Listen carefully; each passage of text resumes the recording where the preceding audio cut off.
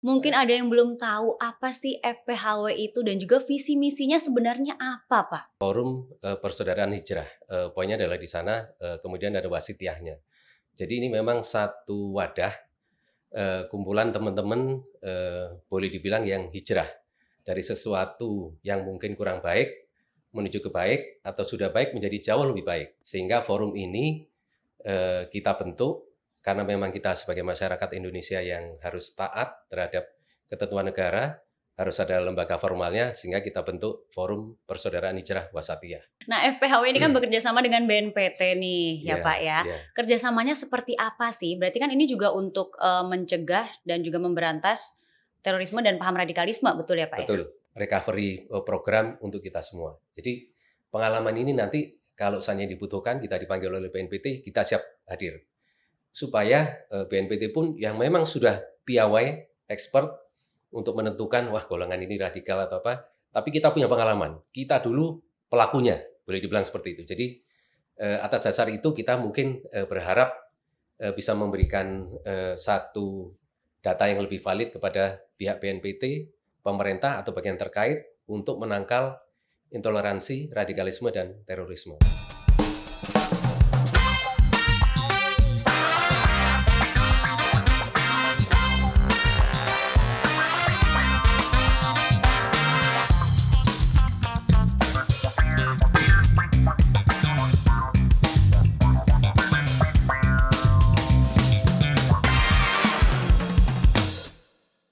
Halo Sobat Damai, BNPT hadir, harmoni, aman, damai, indah, rukun. Senang sekali saya Vanda Reni dapat hadir kembali dan menyapa Sobat Damai dalam podcast Cafe Toleransi. Indonesia merupakan negara kepulauan dengan semboyan Bhinneka Tunggal Ika, berbeda-beda tetapi tetap satu jua. Semboyan tersebut memiliki makna yang luar biasa, juga mengandung pesan bahwa kita harus selalu menjaga persaudaraan antar sesama walaupun pastinya terdapat banyak perbedaan di antara kita. Agar kita tidak mudah terpapar dan terpecah belah terutama oleh paham-paham radikalisme. Ngomongin persaudaraan nih, tema kita hari ini adalah mewujudkan keseimbangan toleransi beragama dengan sikap wasatiyah. Apa sih sebenarnya sikap wasatiyah itu dan apa kaitannya dengan toleransi beragama? Untuk menjawab semuanya, di episode ini kita sudah kehadiran narasumber yang sejujurnya ini bikin saya terharu gitu ya. Karena beliau ini menyempatkan waktunya untuk hadir di sini di podcast Cafe Toleransi. Padahal beliau ini baru saja pulang dari Tanah Suci untuk melaksanakan ibadah umroh. Beliau ini merupakan seorang ketua Forum Persaudaraan Hijrah Wasatiyah. Langsung saja kita sapa. Assalamualaikum Pak Fajar Utomo. Waalaikumsalam warahmatullahi wabarakatuh. Apa kabar Bapak baru pulang habis ibadah umroh Pak? Iya, alhamdulillah baik, kondisi di sana baik dan alhamdulillah pulang juga dalam kondisi baik. Alhamdulillah. Jadi bisa mampir ke sini ya Pak Iya. ya.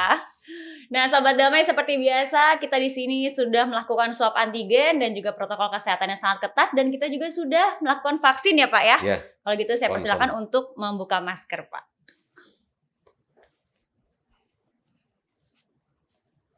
Mohon izin ya Pak untuk bertanya. Sekalian juga untuk menginformasikan kepada Sobat Damai nih. Mungkin Baik. ada yang belum tahu apa sih FPHW itu dan juga visi misinya sebenarnya apa Pak? Baik, sahabat damai ya, saya Sobat sebutnya, Damai. sobat damai. Pada kesempatan ini mungkin kami ingin menjelaskan apa itu FPHW.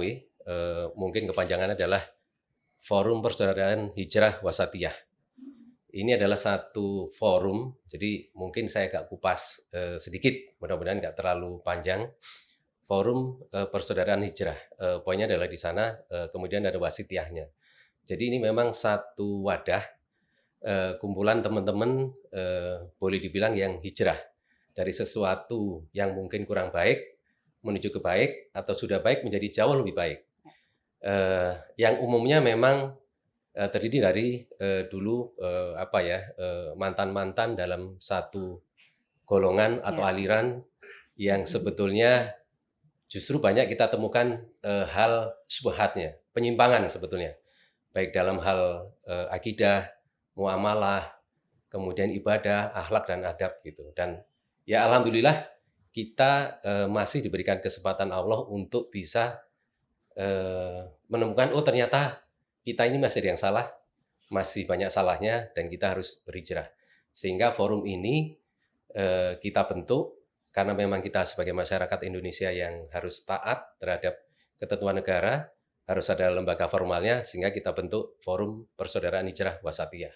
Kurang lebih seperti itu, padahal sebetulnya kita memang sudah beraktivitas mulai dari tahun 2017, 18, 19 sudah jalan, namun secara formal baru kita bentuk di awal tahun 2022. Sedangkan visi kita, mungkin kita nggak ingin muluk, tapi kita ingin menjadi bagian dalam mewujudkan agama Islam yang rahmatan lil alamin, khususnya untuk diri kita sendiri gitu ya. Sehingga misinya adalah ikut berdakwah juga, ikut meningkatkan kualitas keilmuan, kuantitas keilmuan, tentunya dengan dasar yang benar, karena kita tahu bahwa dulu ternyata salah gitu ya, atas dasar Quran, hadis yang benar sesuai dengan pemahaman para salafus soleh. Kemudian berikutnya otomatis kita perlu untuk berkolaborasi dengan lembaga negara, dengan pemerintah, dengan organisasi masyarakat. Yang berikutnya adalah ada satu kegiatan konkret dalam upaya untuk meningkatkan kualitas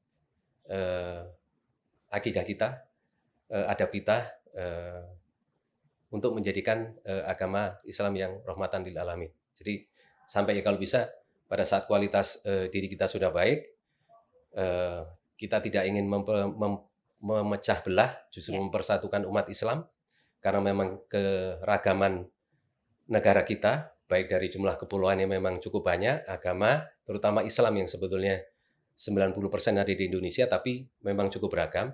Justru keragaman itu yang perlu kita cermati dan hormati, sehingga kita turut menyatukan bangsa ini secara tidak langsung dari persatuan umat Islam. Kurang lebih seperti itu.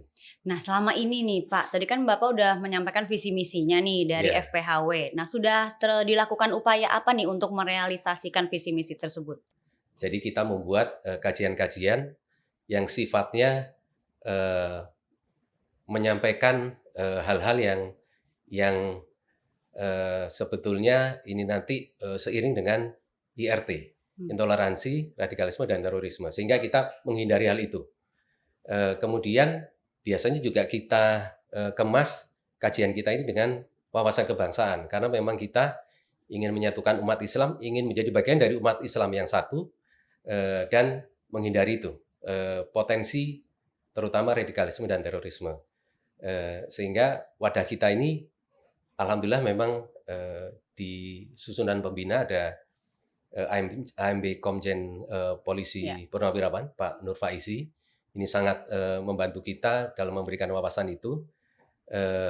Ada juga Laksda Sugiono, ada Laksda Teddy Berata juga dari Kelautan, Angkatan Laut ya maksud saya. Ini juga akhirnya memperkuat formasi forum kita. Dalam arti memang bisa membekali selain kajian agama Islam juga mengenai wawasan kebangsaan. Karena memang kita berada di negara Indonesia. Bentuk lain kajian-kajian itu kita lakukan bukan hanya di tempat-tempat seperti masjid, tapi juga di kampus, di area perumahan. Kemudian hal lain yang kita lakukan adalah karena pengalaman kita mungkin perlu membuat satu buku yang ini memberikan manfaat supaya saudara kita yang masih mungkin dalam arti terjebak, terjerumus, bisa keluar. Bagi masyarakat, sebelum ke sana, dia sudah bisa mengantisipasi agar tidak masuk ke ranah atau golongan itu. Kira-kira seperti itu. Berarti buku masih on progress, Pak? Buku sudah ada yang kita terbitkan, tapi sekali lagi, meskipun banyak buku yang kita terbitkan, kita ingin buku itu juga yang legal, yang disusun berdasarkan kaidah penulisan, dan dikonsumsi secara legal juga. Jadi semuanya kita buat compliant karena memang ketentuan di negara kita seperti itu, kita upayakan semuanya harus legalitasnya aman. kurang lebih seperti itu. Harus seperti itu Ya, ya Pak. betul. Nah FPHW ini kan bekerja sama dengan BNPT nih ya Ya, Pak ya. ya. Kerjasamanya seperti apa sih? Berarti kan ini juga untuk mencegah dan juga memberantas terorisme dan paham radikalisme, betul ya Pak ya? Betul. Ya. Alhamdulillah kemarin kira-kira bulan Februari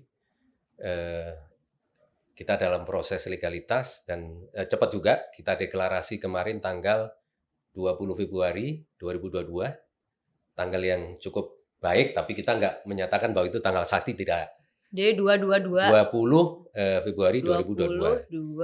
2022. Ya, kemudian akta notaris kita lakukan pada tanggal 22 Februari 2022. Jadi 22 pas karena memang selisih 2 hari dan secara akte Kumham sudah dikeluarkan di awal Maret.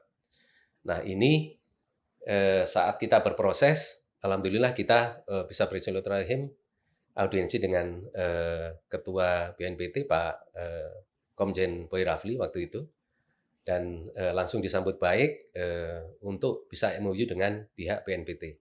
Jadi salah satu bentuk kita adalah MOU sudah kita tuangkan, kemudian berikutnya harapan kita benar-benar bisa membantu BNPT dari ekspertis kita ataupun pengalaman kita. Ekspertis di sini kita ada beberapa pembina, pengawas, anggota yang mungkin dulu adalah di kepolisian, kita bisa membantu dari sisi sana gitu. Kemudian dari saya pribadi mungkin dari telekomunikasi, mungkin ekspertis saya bisa membantu di bidang itu. Dengan yang lain juga seperti itu. Dan berikutnya adalah upaya-upaya yang dari pengalaman kita. Pengalaman ini, teman-teman ini ya sebetulnya kita malu juga gitu ya, karena pengalaman di dalam itu di tempat yang menurut kami adalah penyimpangannya cukup banyak. Itu ada yang 10 tahun, ada yang 20 tahun, ada yang seumur hidup 50 tahun, tapi alhamdulillah masih diberikan kesempatan Allah untuk bisa sadar dan tahu yang benar seperti apa, sehingga pengalaman selama ini itu bisa kita kontribusikan sebagai bentuk memang kita warga negara yang harus membantu pemerintah dalam hal ini melalui BNPT. Yang kedua juga rasanya sih pada saat sekian lama dan sekian puluh tahun itu pasti ada kesalahan dan dosa-dosa kita gitu. Sehingga ini adalah bentuk satu recovery program untuk kita semua. Jadi pengalaman ini nanti kalau seandainya dibutuhkan, kita dipanggil oleh BNPT, kita siap hadir. Supaya BNPT pun yang memang sudah piawai, expert untuk menentukan, wah golongan ini radikal atau apa, tapi kita punya pengalaman. Kita dulu pelakunya, boleh dibilang seperti itu. Jadi atas dasar itu kita mungkin berharap bisa memberikan satu data yang lebih valid kepada pihak BNPT, pemerintah atau bagian terkait untuk menangkal intoleransi, radikalisme, dan terorisme. Karena memang bibit-bibit itu muncul di satu golongan tertentu yang kita dulu ada di dalamnya. Kurang lebih seperti itu. Oke, nah saat ini BNPT dan FPHW kan sama-sama berkomitmen dalam membumikan Islam yang rahmatan lil alamin, betul ya Pak ya? Betul. Nah, upaya apa nih yang sudah berhasil dilakukan Pak? Belum banyak, tapi tetap kita istiqomah dan konsisten untuk menuju ke sana. Yang sekarang mungkin ya kita sudah bisa melihat hasilnya. Teman-teman yang hijrah ini cukup banyak dari satu golongan yang kami maksud tadi. Dan ini memang mereka adalah keluarga kita, mereka adalah orang-orang dekat kita, mereka juga umumnya orang baik, tapi karena sesuatu hal mungkin doktrinasi yang sekian lama, sekian puluh tahun terbentuk, sehingga itu menjadi satu keyakinan dan akidah yang sebetulnya tidak benar. Nah ini upaya-upaya kita selama ini, di level awal, kita mungkin bisa menyelamatkan mereka untuk bisa berhijrah, sehingga terhindar dari gulu yang berlebihan, yang nantinya memang berpotensi menjadi itu tadi, radikal dan lebih jauh lagi terorisme. Itu sudah kita lakukan, sudah lumayan banyak, angkanya sudah lumayan banyak juga, dan sekarang seperti multi level marketing gitu, karena mereka yang berhijrah ini juga umumnya dari kalangan-kalangan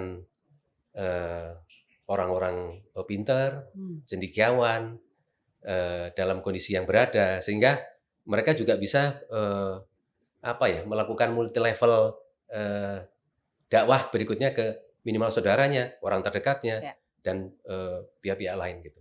Kurang lebih seperti itu yang sudah kita lakukan, dan kedepannya kami siap untuk kerjasama lebih jauh dengan BNPT, dan kita siap untuk dipanggil kapanpun mendukung program yang sudah dicanangkan oleh BNPT untuk menangkal radikalisme dan terorisme. Siap. Nah, FPHW ini juga merupakan forum yang dibentuk dalam rangka menampung aspirasi para mantan pengikut suatu kelompok atau organisasi keagamaan yang dianggap terlarang, begitu ya Pak ya? Ya. Nah, apa yang membuat FPHW ini tergerak untuk melakukan hal tersebut gitu? Ini memang menjadi kebutuhan, dan sekaligus di sisi lain adalah kewajiban bagi kita.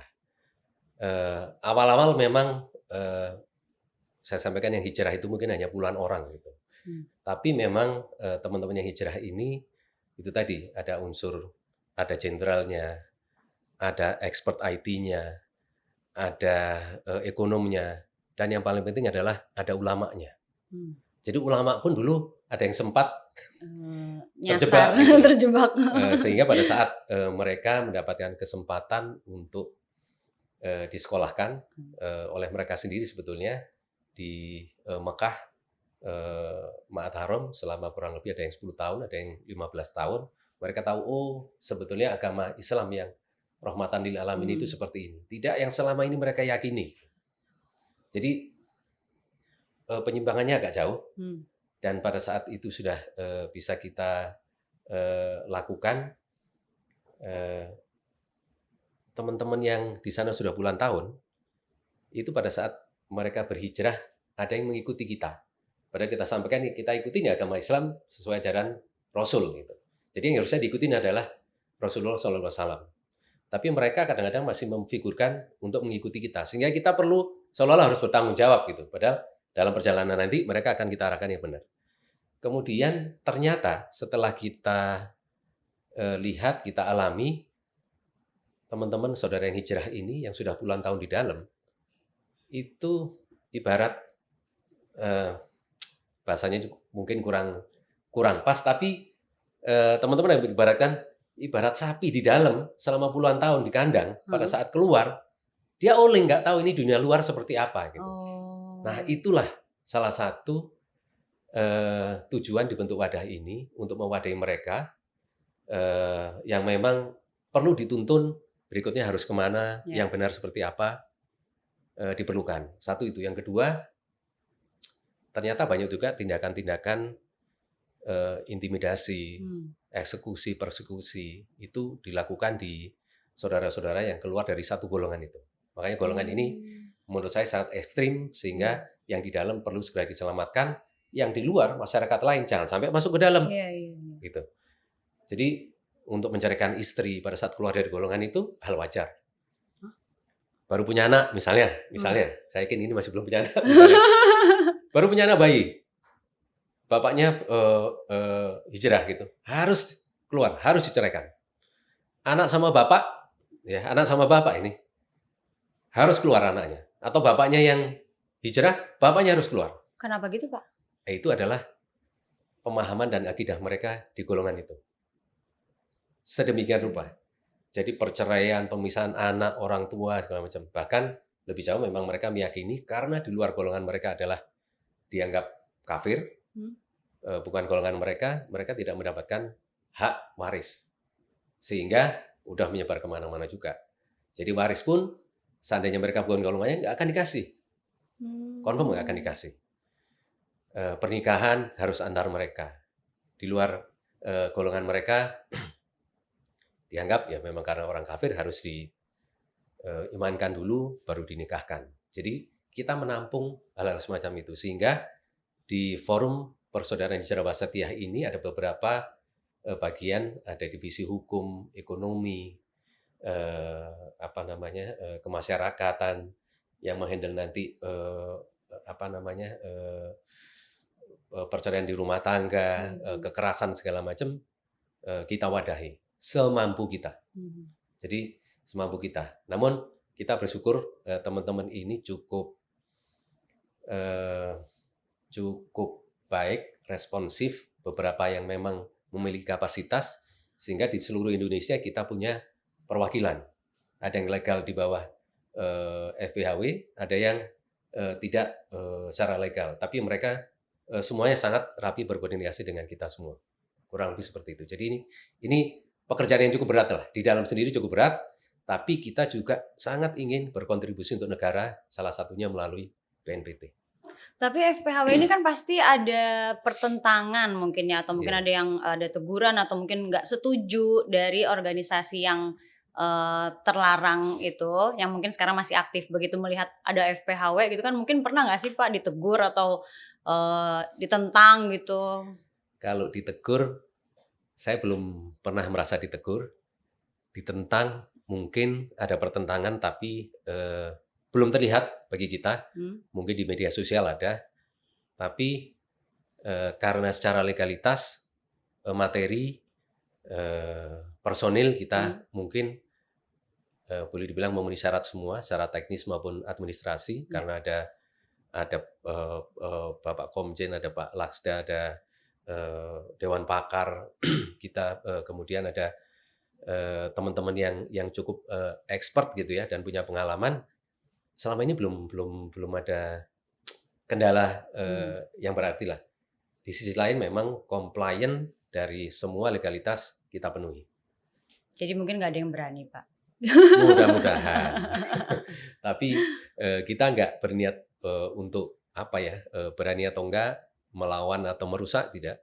Kita pengen membenahi sesuatu yang menurut kita tidak pada tempatnya untuk dikembalikan pada tempat yang baik. Toh mereka yang di dalam dulu, bahasa kami adalah itu saudara kita semua. Ya. Gitu. Jadi kita nggak akan melakukan kekerasan, pengerusakan, nggak. Justru kasih sayang kita sebagai bentuk Islam yang rahmatan lil alamin untuk merangkul mereka, mengingatkan mereka kembali.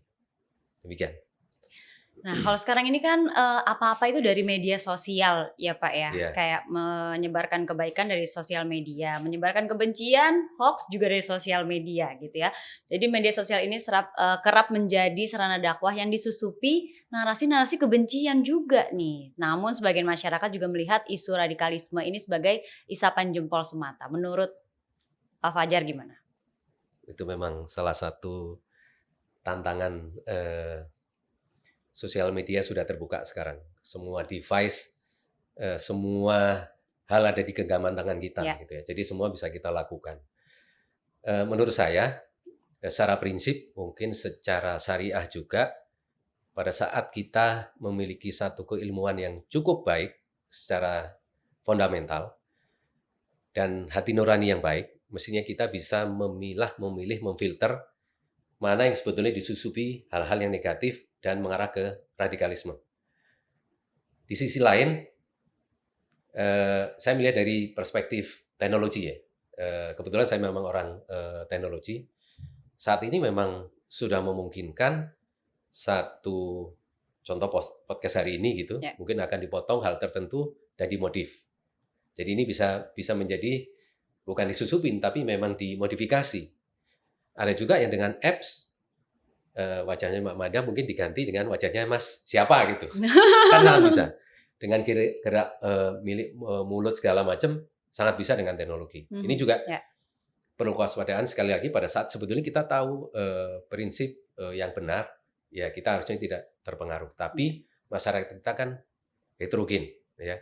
Ini perlu tindakan antisipasi juga gitu. Di sisi teknologi kita bisa melihat satu trending topik yang negatif yang ternyata memang kita perlu tabayunkan apakah memang benar pernyataan Mbak Amanda menyatakan ini, ternyata tidak, ya bisa kita netralisir gitu. Artinya bahwa kita tetap berusaha untuk menyebarkan dakwah kebaikan dengan media yang ada sekarang, karena sangat mudah belajar apapun kita tinggal nyari di YouTube, di Google, ada semua, tinggal mana yang benar, mana yang tidak. Ini memang perlu kita pilih-pilih gitu. Dan ini satu tantangan buat kita sampai sekarang. Ya namanya juga masyarakat kita kan cepat percaya lah apa yang di sosial media gitu kan. Begitu buka Instagram misalnya atau buka platform lain juga kan begitu ada, wah apa nih gitu kan. Ya, Kadang-kadang ikut menyebarkan juga. ya. Harusnya kita cari tahu dulu ya Pak Nah, ya. itu Bisa mungkin Google salah tuh satu tadi. tips juga, apa ya, tangan kita jangan terlalu gatel untuk memforward sebelum kita tahu persis gitu. Karena Betul. bagi kita seorang muslim nanti juga akan mempertanggungjawabkan apa yang kita sampaikan Ya. ini. Karena pada saat itu berita tidak benar, fitnah, kita harus bertanggung jawab. Iya. Iya, jadi ya harus berhati-hati, harus bijak dalam mengkonsumsi informasi, kemudian menyampaikan informasi berikutnya. Tapi saat yang baik juga sekarang media sudah terbuka, kita untuk bisa berdakwah melalui media sosial, Sudah banyak media banget. TV, media online, Iya. apapun. Kira-kira demikian. Makin mudah lah untuk menyebarkan Ya, kebaikan betul. ya Pak Iya. ya. Oke, nanti kita ngobrol-ngobrol lagi. Sekarang Baik. di sini Vanda udah siapin kopi. Silakan diminum loh Pak. Ini hobi saya kopi ini.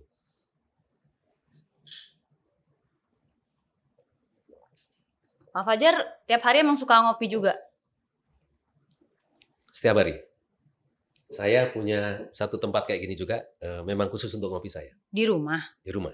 Wah, Jadi kalau saya traveling, saya bawa yang portable gitu ya. Jadi tetap saya bikin kopi sendiri dimanapun tempat. Kecuali memang ada kopi yang enak ya saya minum. wah, biasanya paling suka kopi apa Pak? Robusta, tapi blend juga nggak masalah. Robusta Arabica oke. Karena Robusta lebih pahit. Kalau Arabica kan lebih asam, ada rasa fruity gitu. Saya lebih yang pahit. Pokoknya tiap hari harus ngopi ya Pak Iya. ya? Ini kopinya manis sekali. Waduh. Nanti dibikinin yang nggak manis Iya, Pak. iya. Nah Pak Fajar ini kan juga memiliki background-nya ini kalau nggak salah telekomunikasi dan bisnis. Betul ya Pak ya? Iya. Nah juga sebagai posisi penting di perusahaan. Tapi apa nih yang bikin Pak Fajar malah jadi ketua dari FPHW Pak? Panggilan itu. Panggilan ini? Panggilan Nurani. Panggilan hati nurani, Hati nurani. permintaan dari saudara-saudara yang lain semua. Kita memang menjadikan ini sebagai bentuk tanggung jawab dan lahan ibadah kita. Dan peran kita untuk itu tadi berperan juga sebagai warga negara, apa yang harus disumbangkan ya mungkin dulu sudah, karena itu memang tekad dari awal, tapi lebih dan nyatanya harusnya mulai sekarang ini. Kalau kesibukan memang kita sibuk, tapi saya tidak ingin terjebak juga dalam kesibukan, tapi bekal kita nanti untuk kehidupan selanjutnya terlewat gitu, sehingga ini menjadi salah satu dasar saya siap untuk di forum persaudaraan hijrah wasatiyah ini. Kira-kira demikian. Oke, nah nanti kita ngobrol lagi, tapi sekarang ada jawab cepat dulu. Apa ini? Kita santai-santai dulu, tadi udah ngopi, Iya. sekarang main games lagi. Ini adalah games jawab cepat. Yang pertama, selain menjadi ketua FPHW, Pak Fajar kan saat ini merupakan pebisnis juga. Kalau disuruh milih ya Pak, bisnis atau forum? Jawab cepat. Ibadah, berarti di forum. Lagi, saya nggak tanya alasannya kok. Baik. Saya juga dapat informasi bahwa Pak Fajar ini sempat menjadi seorang atlet balap sepeda. Ya. Memiliki hobi bermain sepak bola. Ya. Dan saat ini menjadi ketua FISI atau Federasi Ice Skating Indonesia. Ya, di Banten. Dari ketiga olahraga tersebut, sepeda, sepak bola atau ice skating? Sepeda. Kenapa? Confirm. Lebih menjiwai saya pada saat bersepeda. Memang awalnya hobinya sepeda. Awalnya sepeda, jadi semacam menyatu dengan sepeda gitu. Oke. Saya baru tahu Bapak ice skating. Bola. Oh gitu. Iya.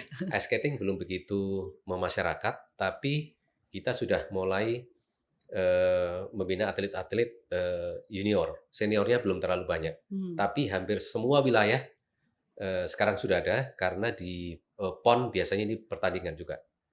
Sepeda pun dulu nggak dipertandingkan, karena saya dulu sepeda di BMX, bukan yang road bike. Ya. BMX lebih ke skill segala macam. Sekarang udah Yang dipertandingkan. diputer-puter gitu kan? Mirip motocross arenanya, tapi pakai sepeda. Jadi kalau motocross engine-nya mesin ya tenaganya, kalau kita harus kaki. Gitu. Itu aja. Wah, keren nih. Hobinya keren juga. Terakhir nih Pak, ada nggak sih tips-tips untuk Sobat Damai supaya tidak salah dalam memilih organisasi atau forum keagamaan biar nggak salah pilih, nanti takutnya pilihnya yang intoleran dan radikal gitu Pak? Ya, ini tantangan kita semua, kita umat Islam di Indonesia, tapi tips dan pengalaman, atas dasar pengalaman kita, itu sepanjang kita belajar keilmuan Islam yang benar, gitu ya. Tentunya benar ini adalah berdasarkan Quran dan hadis. Ya. Kemudian yang menyampaikan juga ulama yang kita pilih ini baik, kan gitu hak kita untuk memilih ulama yang baik. Kemudian berikutnya memang berusaha yang kedua menghindari golongan-golongan tertentu yang memang oleh pemerintah, oleh masyarakat sekitar sudah dicap, wah ini golongan terlarang ini. Apalagi sudah ada keputusan pemerintah melalui keputusan Kejaksaan Agung misalnya udah dilarang, ya sudah jangan deket-deket karena mungkin ini bisa ketularan atau terpengaruh itu. Yang ketiga biasanya karena kita sebagai manusia gitu ya, manusiawi juga, kalau ada hal-hal yang nggak pas, contoh orang tua kita dianggap kafir kalau tidak sesuai dengan golongan kita, masa iya sih? Ya nggak mungkin. Nah, itu hati nurani pasti ada pertanyaan. Pada saat kita umroh, siapapun itu yang umroh, sekian juta orang, masa mereka nggak benar semua gitu? Iya. Karena kan dia ngerasa paling benar sendiri ini, misalnya, ya, berlebih, hulu. Masa yang lain nggak benar, apa iya? Masa yang benar cuma satu orang ini dari guru-gurunya. Kan kita punya hati nurani. Iya. Ya harusnya sih bisa. Iya, berikutnya kita coba berpikir realistis. Apakah benar ulama penampilannya seperti itu? Apakah benar seorang pemimpin di satu golongan itu kerjaannya seperti itu? Kurang memberikan contoh yang baik, kehidupan secara syariah Islamnya kurang sesuai gitu. Itu hati nurani kita biasanya bisa berbisik juga gitu. Nah, di situ kita perlu sebagai bentuk pengalaman kita untuk menghindari atau nyari ilmu yang benar. Jadi supaya nggak terperosok ke satu golongan yang memang menyimpang awalnya, kemudian sesat, merasa paling benar, yang lain disalahkan, bahkan ekstrimnya dikafirkan.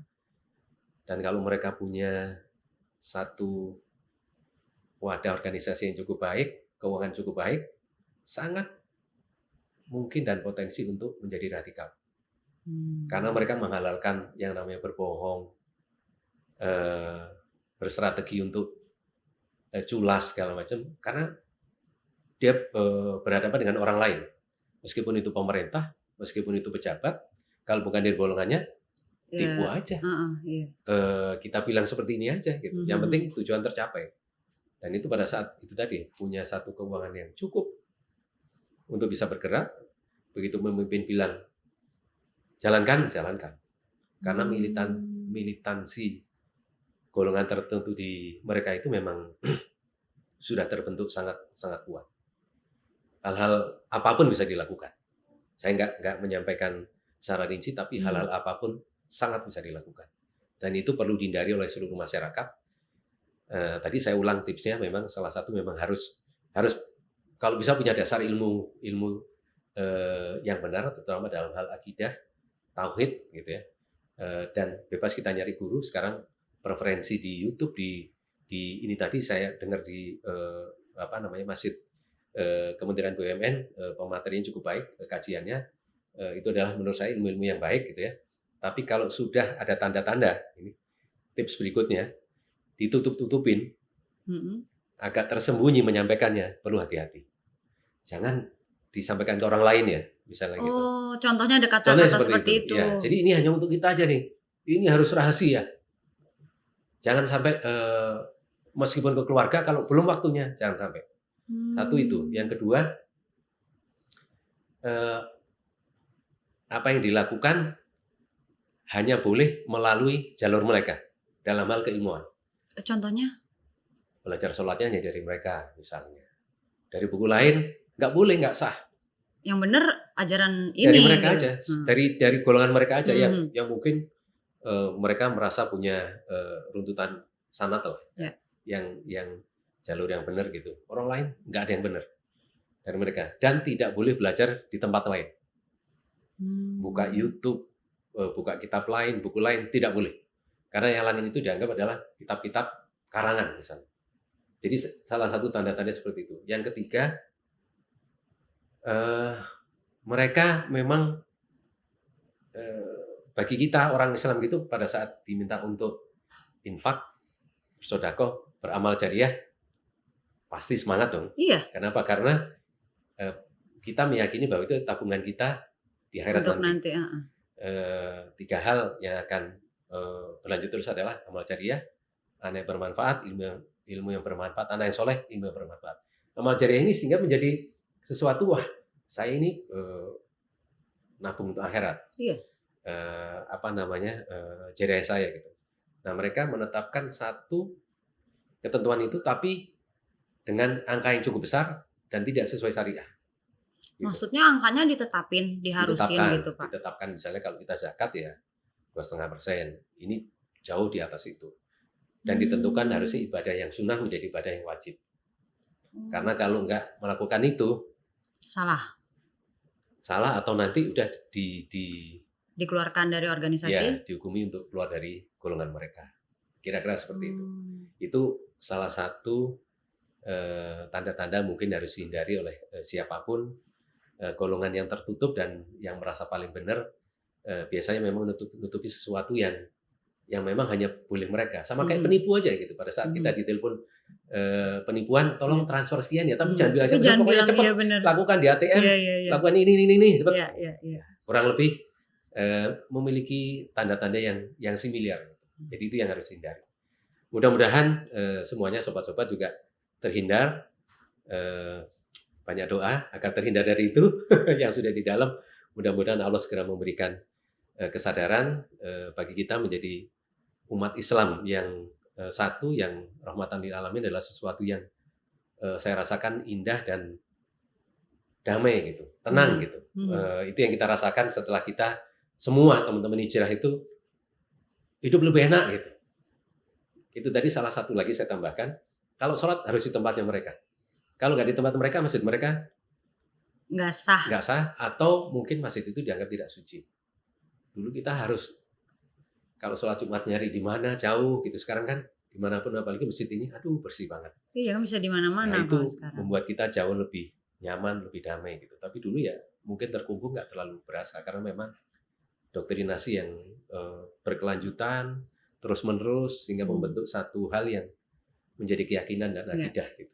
Ya, sekali lagi mudah-mudahan saudara-saudara kami yang masih belum mendapatkan kesempatan itu segera mendapatkan hidayah dari Allah Subhanahu wa taala. Amin, amin, amin. Baik, terima kasih banyak Pak Fajar sudah mampir ke sini. Semoga FPHW ke depannya juga semakin lancar semuanya, visi misinya makin tercapai semua. Makin bisa menyusuri lagi nih seluruh Indonesia untuk wilayah-wilayahnya bertambah ya Pak ya. Terima kasih Pak. Sobat Damai, di episode kali ini kita bisa belajar bahwa paham-paham intoleran dan radikal mulai menyusup ke berbagai lapisan di masyarakat. Salah satunya adalah organisasi keagamaan. Mulai sekarang kita harus lebih berhati-hati dalam memilih organisasi keagamaan yang akan kita ikuti ya. Jangan sampai tujuan awal kita untuk belajar mendalami agama ternodai karena salah dalam memilih organisasi keagamaan. Akhir kata, saya Vanda Reni dan saya Fajar Utomo, Ketua FPHW. Pamit undur diri, salam damai dan salam Indonesia Satria.